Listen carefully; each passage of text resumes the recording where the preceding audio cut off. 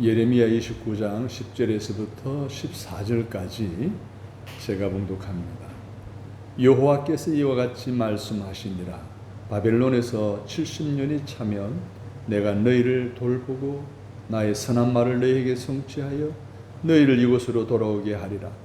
여호와의 말씀이니라. 너희를 향한 나의 생각을 내가 아나니 평안이요 재앙이 아니니라. 너희에게 미래와 희망을 주는 것이니라. 너희가 내게 부르짖으면 내게 와서 기도하면 내가 너희들의 기도를 들을 것이요 너희가 온 마음으로 나를 구하면 나를 찾을 것이요 나를 만나리라. 이것은 여호와의 말씀이니라. 나는 너희들을 만날 것이며 너희를 포로된 중에서 다시 돌아오게 하되 내가 쫓아보내었던 나라들과 모든 곳에서 모아 사로잡혀 떠났던 그곳으로 돌아오게 하리라. 이것은 여호와의 말씀이니라. 아멘. 진정한 평안과 희망이라는 제목으로 말씀을 드리려고 합니다. 우리는 인생을 살아가면서 때때로 원치 않게 앞이 보이지 않을 듯한 고난과 시련을 겪게 되는 경우들이 종종 있습니다.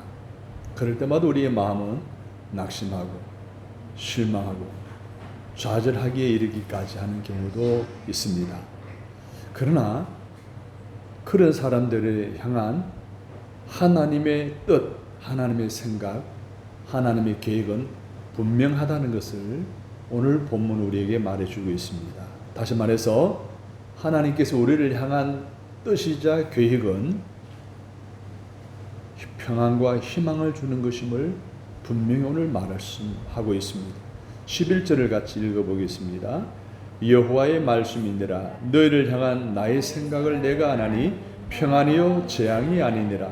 너희에게 미래와 희망을 주는 것이니라. 아멘. 이것은 나라가 망하여서 백성들이 바벨론 포로로 끌려가는 것을 보면서 예레미야가 전한 하나님의 말씀입니다. 이 말씀을 주는 메시지는 나라가 망하더라도 바벨론으로 포로로 끌려가더라도 하나님은 살아계시고 하나님을 찾는 사람들을 만나 주실 것이라는 분명한 메시지를 우리에게 전해주고 있습니다. 사랑하는 여러분, 우리 인생에서 가장 중요한 것이 뭘까요? 하나님을 만나는 것입니다. 하나님을 찾는 것입니다. 많은 사람들 명예와 권력과 건강을 찾습니다. 하지만 그것들은 우리를 결코 만족시킬 수가 없습니다.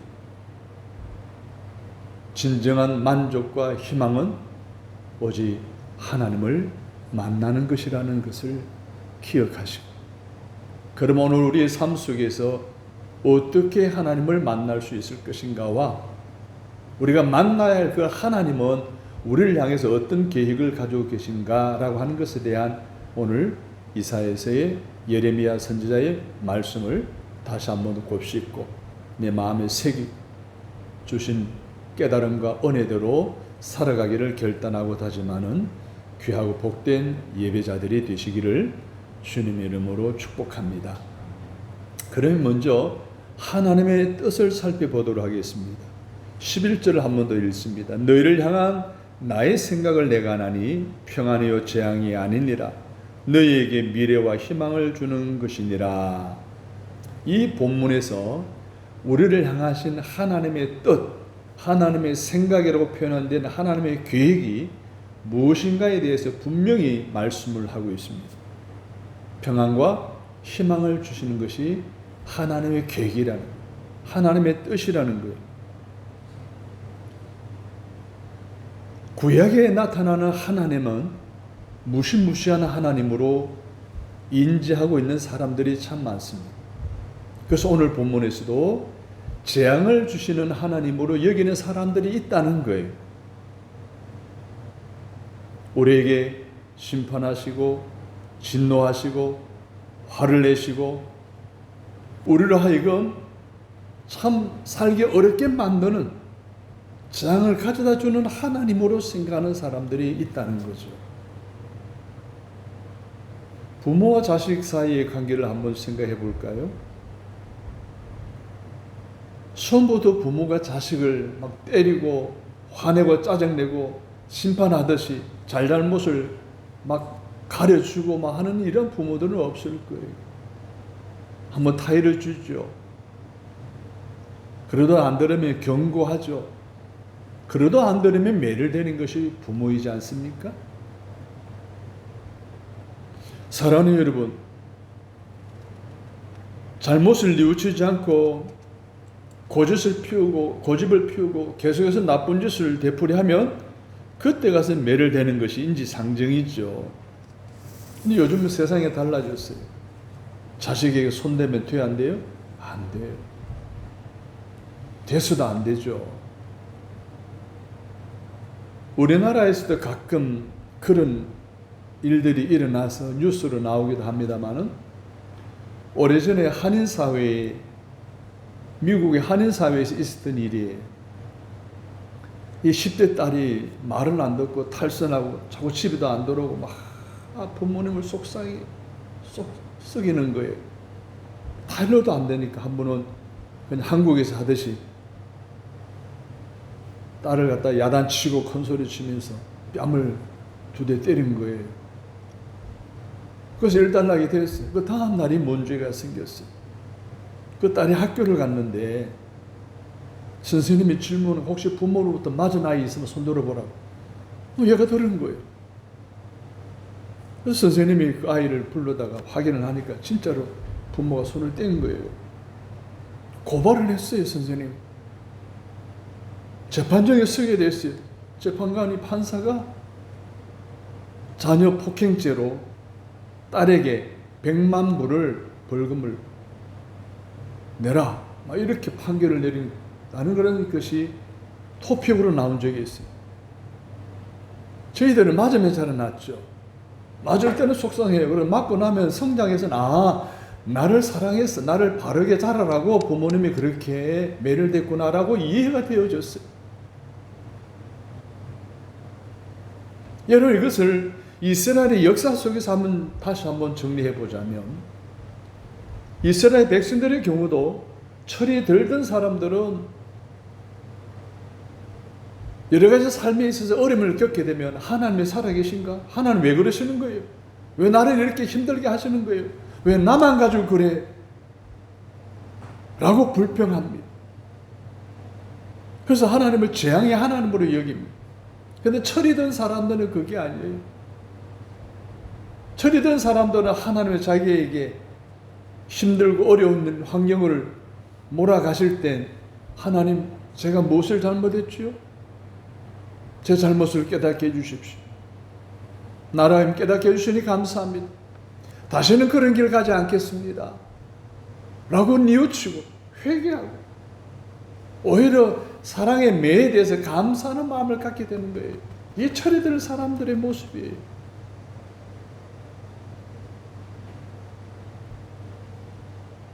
그러한 것들을, 자기들을 향하신 하나님의 생각이 평안이고 희망이라는 사실을 알았기 때문에 그런 반응을 보일 수 있었던 거예요.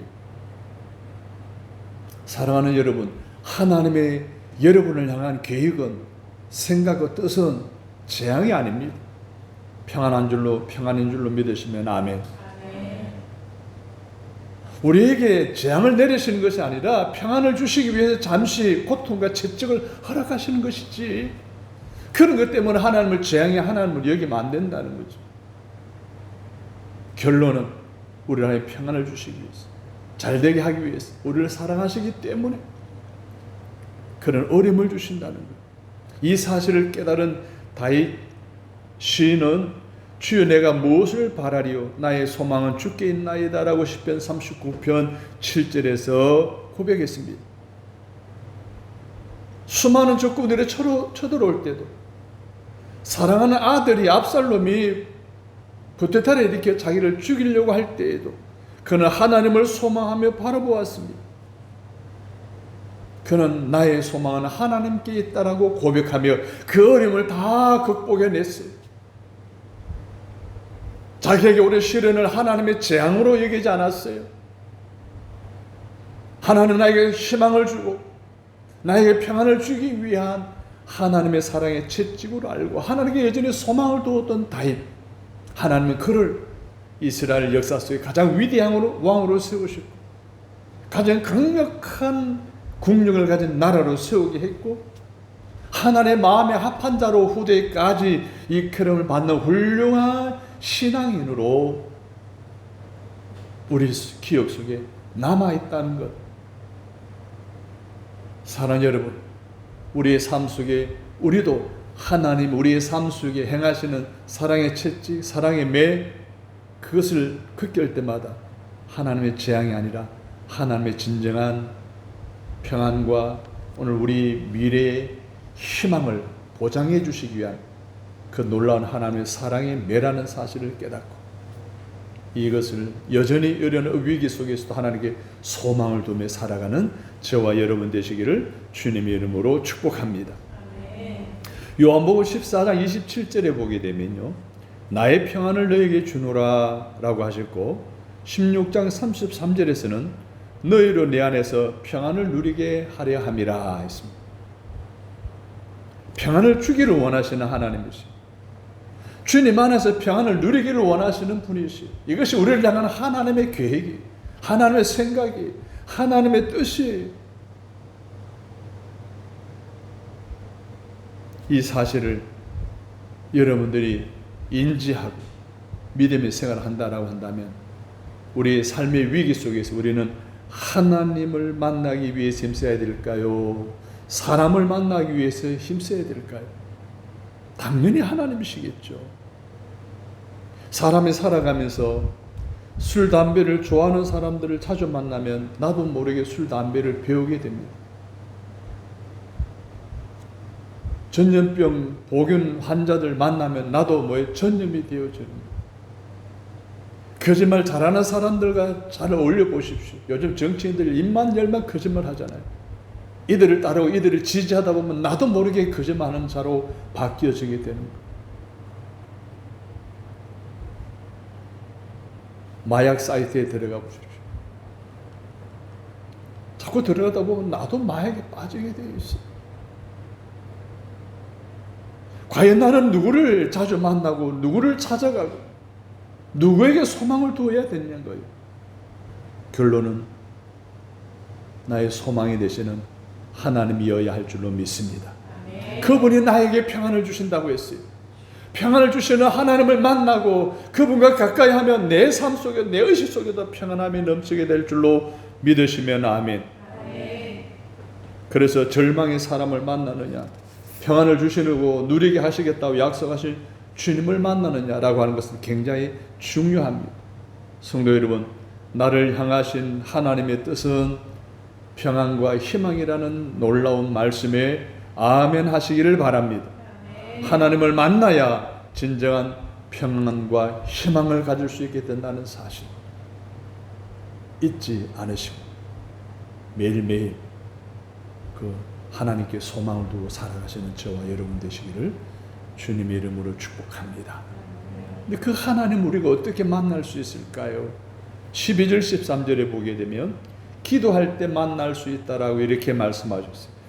시작. 너희가 내게 부르짖으면 내게 와서 기도하면 내가 기도를 들을 것이요 너희가 온 마음으로 나를 구하며 나를 찾을 것이요 나를 만나리라. 부르짖으라는 것은 소리치라, 외치라는 거예요. 큰 소리로 우는 것을 우리는 대성통곡이라고 그래요. 감당하기 힘든 슬픔을 만났을 때에 어떻게 합니까? 우리는 막 대성통곡을 합니다. 주변 사람도 의식하지 않아요. 그래 너무 큰 기쁨이 있어서 주변 사람 의식하지 않고 막 크게 웃는 것을 우리는 박장대수라고 그래요. 대성통곡을 하든지 박장대수를 하든지 그렇게 한다는 것은 그 사람의 감정이 뭐예요? 살아있다는 거예요. 환경에 반응하는 감정의 정서가 살아있다는 거예요. 이런 건강한 사람은 감정에 따라 적절한 반응을 하지요.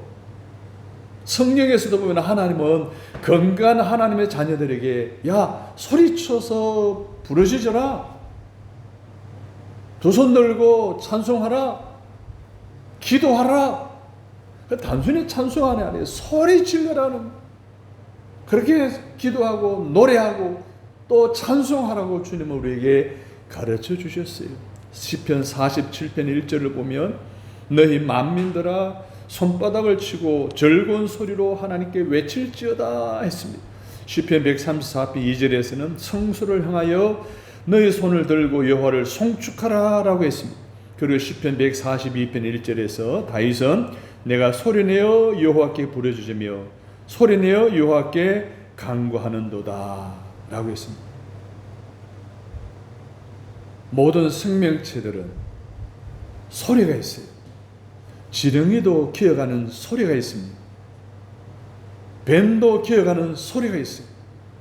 낙엽도 바람에 스치는 소리가 있어요. 기차 소리, 비행기 소리. 여러분, 이 세상에는 모든 것에 소리가 있어요. 그럼 오늘 그리스도인 우리는 어떤 소리가 있을까요? 기도 소리, 찬송 소리, 알리는 소리, 감사 소리, 외치는 소리. 이게 우리 그리스도인이 살아있는 그리스도인이라면, 그도 감정이 순수한 정서가 있는 성도라면 소리가 있다는 거예요. 그 소리는 다른 소리 아니에요. 불협화음이 아니에요. 하모니를 만드는 소리, 찬송 소리, 기도 소리, 외치는 소리, 감사 소리, 할렐루야. 여러분의 입술에서는 이런 소리를 낼 수 있기를 주님의 이름으로 부탁합니다. 기도하면 들으신다고 했기에, 찾으면 만나 주신다고 했기에 우리는 소리 질러야 됩니다. 부르짖어야 됩니다. 주님도 비슷한 말씀을 하셨어요. 구하라 주실 것이요 찾으라 찾을 것이요 문을 두드리라 열리리라. 이 말씀을 부정법으로 바꾸면 구하지 않으면 안 주신다는 거예요. 찾지 않으면 찾을 수가 없다는 거예요. 두드리지 않으면 문이 결코 열리지 않는다는 거예요. 다시 말해서 기도하지 않으면, 부르짖지 않으면 하나님의 응답과 반응을 기대할 수 있다 없다? 없다는 거예요. 그래서 우리는 낼 수 있는 찬송 소리, 기도 소리, 감사 소리, 알리는 소리, 이 소리를 통해 하나님께 부르짖어 기도해야 됩니다. 그러나 하나님 반응하시는 거예요. 응답하시는 거예요. 열어주시는 거예요. 얻게 하시는 거예요. 찾게 하시는 거예요. 할렐루야. 그런데 사람들이 부르짖지 못하는 두 가지 이유가 있어요. 첫째 이유는 뭘까요? 성대 결절인 사람은 이렇게 경험들 다 해보셨죠? 성대 결절이 나면 말도 못해요. 목사들이 목이 쉬면 설교하기에 진짜로 힘이 들어요. 찬송도 못해요. 그러면 영적인 성대 결절이 오면 기도 못합니다. 찬송 못해요. 예수 전하지 못하는 것. 사랑하는 성도 여러분, 바이올린도 줄 끊어지면 연주가 불가능하잖아요. 여러분의 성대가 건강할 때, 소리 낼 수 있을 때 부르짖어 기도하고 찬송할 수 있기를 바랍니다. 두 번째 소리를 내지 못하는 이유가 뭘까요? 체면 때문이에요. 자존심 때문이에요. 하나님의 사람을 지으실 때 육체를 지으시고 혼을 불어넣어 주셨어요. 그리고 그 사람에게 감정을 불어넣어 주셔서 슬프고 기쁘고 즐겁고 화나고 짜증날 때 감정을 표출하는 기능도 주셨어요. 그래서 사람은 기쁘면 웃고 소리 지르고 좋아합니다. 성나면 인상을 찡그리고 짜증내고 소리 높여 불쾌한 모습을 드러냅니다. TV 연습극을 보게 되면 감정이입이 정상적인 사람들은요, 주인공의 감정에 따라서 내 감정도 달라져요. 주인공이 기뻐하면 나도 기뻐, 주인공이 슬퍼하면 나도 슬퍼, 주인공이 울면 나도 모르게 울고 있고, 주인공이 웃고 있으면 나도 모르게 입이 키에 걸려 있고. 이게 뭐예요? 감정이 살아있다는 거죠. 이게 정상적인 사람 아니겠습니까? 그런데 웃지도 않고 기뻐하지도 않고 슬퍼하지도 않고 즐거워하지도 않는다면 그런 사람들은 감정이 마모되었거나 체면이나 자존심 때문에 자신의 감정 표현을 숨기거나 감추거나 억누르고 있지 않겠습니까? 그 당사자는 얼마나 힘들고 괴롭겠어요. 결혼 후 3년 만에 아이를 가진 부부가 있었어요. 그래서 임신 기간도 순탄했고 출산도 잘 되고 아이가 건강하게 자라나게 되었어요. 근데 이 아이를 얼르고 웃기고 아르는 깡꽁 이래 해도 전혀 반응이 없는 거예요. 때로는 화도 내고 언성도 높이 봐도 반응이 없어요. 우위를 주지 않아도 반응이 없어요. 대소변을 봤는데도 전혀 감정을 표현을 못하는 거예요. 그래서 엄마 아빠가 야 도대체 너 어떻게 반응이 없니? 라고 물으니까 이 아이가 제 인생 제가 책임질 거예요 라는 식의 무반응을 하고 있는 거예요. 그 당사자의 부모들은 얼마나 마음이 그렇겠어요. 여러분 한번 생각해, 여러분 자녀들이, 여러분의 가족들이 그런 사람이 있다라고 생각해 보십시오. 아이든 어른이든. 참 심각하지 않겠어요? 하나님의 자녀인 오늘 저와 여러분이 영적인 감정에 마모되어져 있어, 메말아져 있으면은 하나님 얼마나 답답해 하시고 언짢아 하시겠어요. 사랑하는 여러분, 하나님도 우리가 정상적 자녀로 크는 것을 원하십니다. 영혼도, 정서도, 감정도, 육체도 정상적이를 원하십니다. 저는 스포츠를 좋아합니다. 우리나라가 배출한 세계적인 유명한 선수들이 있어요. 축구의 손흥민 선수, 이야 잘하잖아요.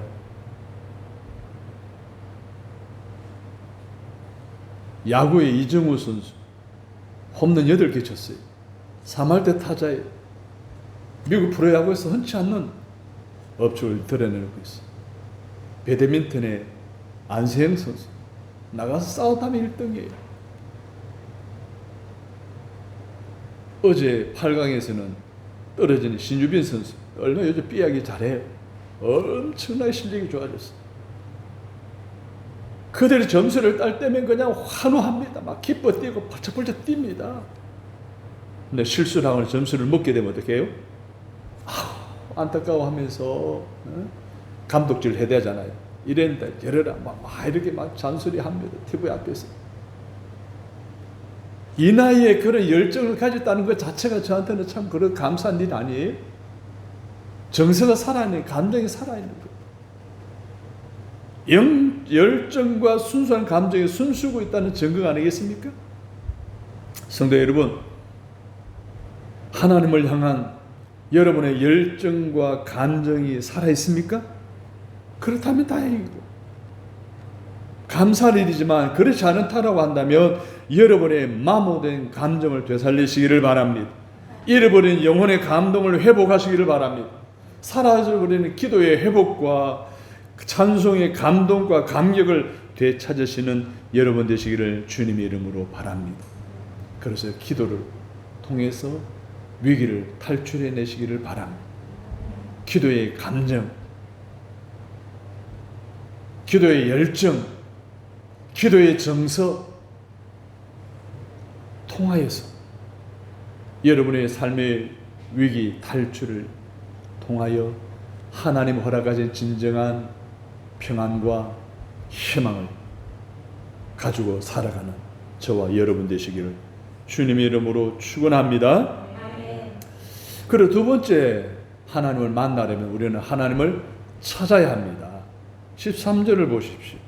너희가 온 마음으로 나를 구하면 나를 찾을 것이요 나를 만나리라 라고 했고, 14절에 보십시오. 나는 너희를 만날 것이며 너희를 포로된 중에서 다시 돌아오게 하리라. 할렐루야. 자, 오늘 본문이 밝히는 삶의 위기 가운데서도 진정한 평안과 희망을 누리는 해법을 말하고 있어요. 하나님께로 찾아오는 거예요. 그 위기 상황을 기도로 하나님께 아뢰는 거예요. 할렐루야. 사랑하는 여러분, 그래야 하나님 만날 수 있다는 거예요. 그 당시 이스라엘 민족의 위기는 뭐였어요? 당시 세계 최강국 바벨론의 침입을 받아서 나라가 망했어요. 다 포로로 잡혀가는 상황이었어요. 다 빼앗겼어요. 주권도 나라도 재산도 가족도 다 노예로 뺏겨버렸어요. 이게 그들의 모습이었어요. 그러나 예레미야를 통해 제시하신 그 위기 가운데서도 하나님의 진정한 평안과 희망을 누리는 방법에 대해서 말씀하셨어요. 따라서 합니다. 하나님께로 오라. 하나님을 찾아라. 하나님을 만나라.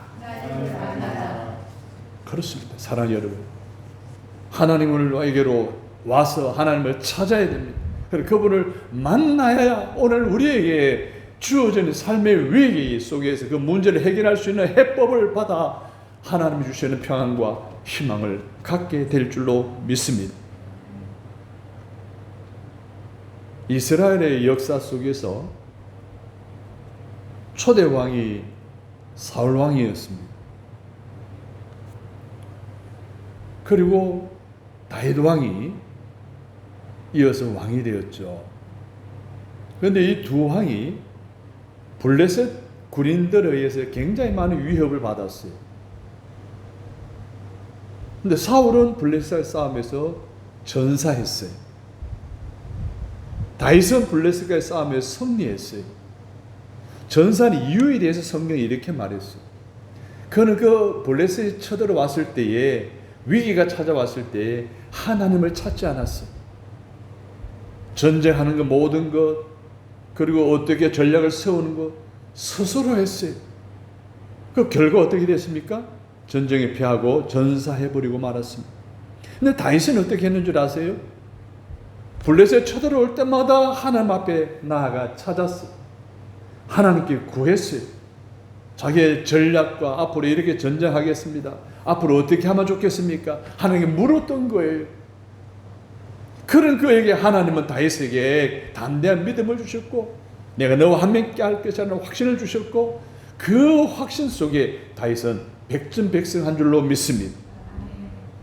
그가 그러한 하나님께 묻고 하나님을 찾아가는 그 정치 태도를 통해서 하나님은 그를 사랑하시고 위대한 왕으로 세우셨고, 최고의 국가로 건설할 수 있었고, 하나님 마음에 합한 왕으로, 신앙인으로 후대까지 우리에게 기억되는 훌륭한 인물이 되어줄 수 있었다는 사실, 오늘 여러분도 기억하시고, 날마다 문제 있을 때마다 하나님을 찾으시는 저와 여러분 되시기를 주님의 이름으로 축복합니다. 기드온이라는 용사의 이름에 대해서 아마 들어보셨을 거예요. 수만 명 가운데 300명 정예 부대를 뽑아서 신민만 되는 군대와 싸워 승리한 용사가 바로 기드온이에요. 이거는 무엇을 보더라도 이길 수 없는 싸움이에요. 10만 명이 넘는 군사와 적군과 300명이 싸운다고 생각해 보십시오. 말이 됩니까? 그런데 하나님의 전쟁에 임하기 전에 기도원으로 하여금 하나님을 찾게 하셨어요. 하나님께 묻게 했어요. 그때 하나님이 많아, 사람들 너무 많아, 300명만 추려. 300명만 추렸어요. 하나님 시킨 대로 했어요. 그 결과 300명이 수만 명 적군을 물리친 줄로 믿습니다. 사랑하는 여러분, 우리가 위기를 만났을 때, 여러 문제를 만났을 때 그 위기를 풀어낼 수 있는 해법이 무엇인 줄 아십니까? 하나님께 찾아가는 거예요. 하나님을 먼저 만나는 거예요. 히스기야가 이사야 선지자로부터 너는 죽고 살지 못하리라는 최후 통첩을 받았을 때 그가 한 일이, 최초로 한 일이 뭔 줄 아세요? 성전에 갔어요. 성전 벽을 향해서 산악에 두 손 들고 소리져 부르짖었어요. 그때 하나님은 그 기도를 들으시고 내가 너희 기도를 들었다. 그래서 13년의 생명을 더 연장해 주게 되는 하나님의 응답을 받게 되지 않습니까? 사랑하는 여러분, 우리가 살아가면서 여러 가지 많은 위기를 겪을 수 있어요. 그때마다 우리가 해야 될 일이 무엇입니까? 하나님을 찾는 것인 줄로 기억하시는 저와 여러분 되시기를 주님의 이름으로 축원합니다. 하나님을 찾아 이름을 부르고 하나님을 신뢰하여 부르짖고 나의 하나님이라고 고백하는 사람들에게만 주어지는 은혜, 그 해법과 처방전 누구에게는 있지 않다는 사실. 바로 하나님을 찾는 사람, 하나님께 구하는 사람들에게 주어지는 해법이고 처방전임을 기억하시고, 위기의 문제 앞에서 찾아오는 여러 가지 많은 어려움들을 다 겪어내고 극복해내고 하나님의 평안과 하나님의 희망을 보장받는 저와 여러분 되시기를 주님의 이름으로 축원합니다. 자, 하나님은 예레미야를 통해 이렇게 말씀하셨어요. 나를 찾고 찾으면 만나리라. 나를 찾고 찾으면 만나 주겠다고 약속하셨어요. 그러면 오늘 우리의 삶 속에서 하나님이 이런 약속을 해주셨다고 한다면 내가 어떤 문제, 어떤 위기를 겪느냐의 문제가 아니죠. 내가 하나님을 만났느냐 만나지 못했느냐가 문제죠. 그런데 오늘 우리의 삶은 어떻습니까? 내가 겪는 이 위기의 문제만 문제 삼습니다. 내가 하나님을 만나고 못 만나고에 대한 나 자신의 현주소를 돌아보고 내가 하나님께로 와서 하나님을 만나고 하나님께 기도를 구하는, 그래서 참된 평안과 희망을 보장받는 저와 여러분이 되셔야 하지 않겠습니까? 삶의 위기를 탈출하여 진정한 평안과 희망을 누리는 문제의 해법의 길은 먼데 있지 않습니다. 따라서 합니다. 구하라, 찾으라, 두드리라. 그러면 얻을 것이요 찾을 것이요 열리리라고 하신 약속의 말씀대로 기도로 하나님을 찾으셔서 만나 주실 것을 분명히 약속하심을 의심치 않고 날마다 문제 있을 때마다 하나님을 찾고 하나님께 구하는 저와 여러분 되시기를 간절히 바랍니다. 자, 오늘 본문에도 보면 하나님께서는 분명한 약속을 주셨어요. 12절 13절입니다. 너희가 내게 부르짖으며 내게 와서 기도하면 내가 너희들의 기도를 들을 것이요 너희가 온 마음으로 나를 구하면 나를 찾을 것이요 나를 만나리라. 하나님은 우리를 가까이 하기를 원하십니다. 우리를 찾아 구하는 자들에게 상을 주시는 하나님이신 줄로 믿으시기 바랍니다. 하나님 우리의 기도를 들으시고 응답해 주셔서 진정한 평안과 희망을 누리도록 복을 주시는 분이심을 믿으시기 바랍니다. 아들을 전장에 보낸 어머니가 있었습니다.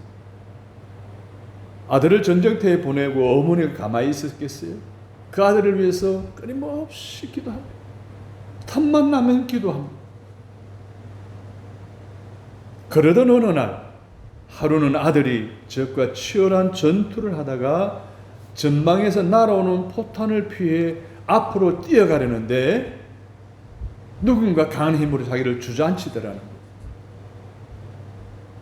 그러면서 야, 너 엎드려 라고 하더라는 거예요. 그래서 엎드렸어요. 그 순간 자기가 피해 가려고 했던 그 자리에 포탄이 떨어진 거예요. 와! 정신 차리고 딱 보니까 자기가 가려고 했던 그 자리에 포탄이 떨어진 거예요. 그래서 혹시라도 자기를 누르고 자기에게 야, 너 엎드리라고 한 사람이 있는가 싶어 둘러봐도 아무도 없고, 그때 이 아들이 깨달았어. 아, 하나님이 나를 도우셨구나. 사랑하는 여러분, 하나님은요 위기와 문제를 만났을 때 좌절하고 포기하는 원하시는 것이 아니라 또 재앙으로 끝내는 것이 아니라 그 가운데서 우리를 하나님을 찾게 하십니다. 하나님께 기도하게 하십니다. 그래서 우리로 하여금 참된 평안과 희망을 갖게 하시는 좋으신 하나님이십니다. 그 하나님과 날마다 가까이 하셔서 날마다 여러분의 문제들을 주님께 기도하며 응답받아 참된 평안과 희망을 생활 속에서 누리는 저와 여러분 다 되시기를 주님의 이름으로 축복합니다. 하나님은 자기를 찾는 자들을 가까이 하실 뿐만 아니라 우리의 기도 간구를 들어주시는 능력의 하나님이심을 믿습니다.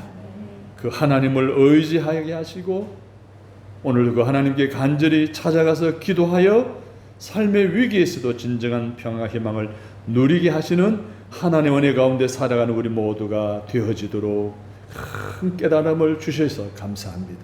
깨달은 대로 살아가기를 다짐해 싸우니 성령님 도와 주옵소서. 예수님의 이름으로 기도합니다. 아멘.